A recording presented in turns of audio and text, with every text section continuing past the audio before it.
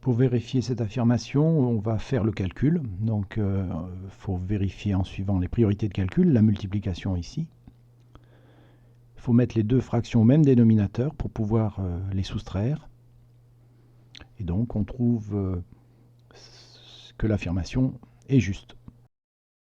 Si on fait la somme des chiffres de 573, on s'aperçoit que c'est un multiple de 3. Donc 573, c'est 3 fois 191, ce qui fait que ce n'est pas un nombre premier, puisqu'il a au moins deux diviseurs différents de lui-même et de 1.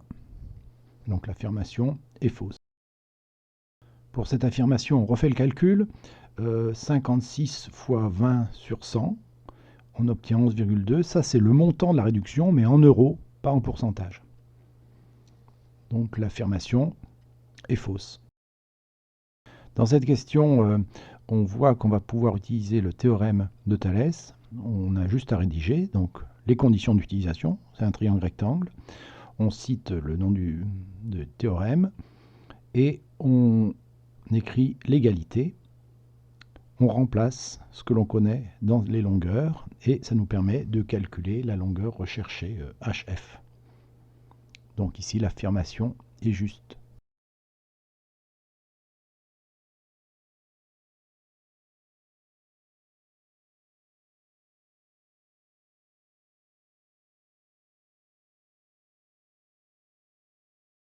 Dans cette affirmation, on veut montrer que les droites sont parallèles. On reconnaît une configuration de Thalès. On va pouvoir vérifier avec soit la réciproque, soit la contraposée.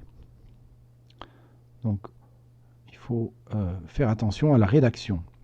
On commence par la première condition qui correspond au point aligné dans le même ordre sur les deux séquentes.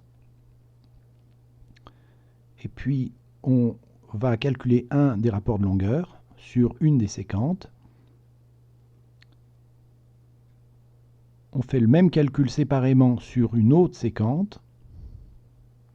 Et puis, il va falloir comparer les deux. Donc, une des façons, c'est par exemple de les mettre au même dénominateur. Et ainsi, on va pouvoir comparer les numérateurs puisque les dénominateurs seront identiques. Là, on voit que les deux numérateurs sont différents, donc les deux fractions sont différentes. C'est la deuxième condition d'utilisation. C'est la contraposée qu'on va utiliser pour dire que les droites ne sont pas parallèles.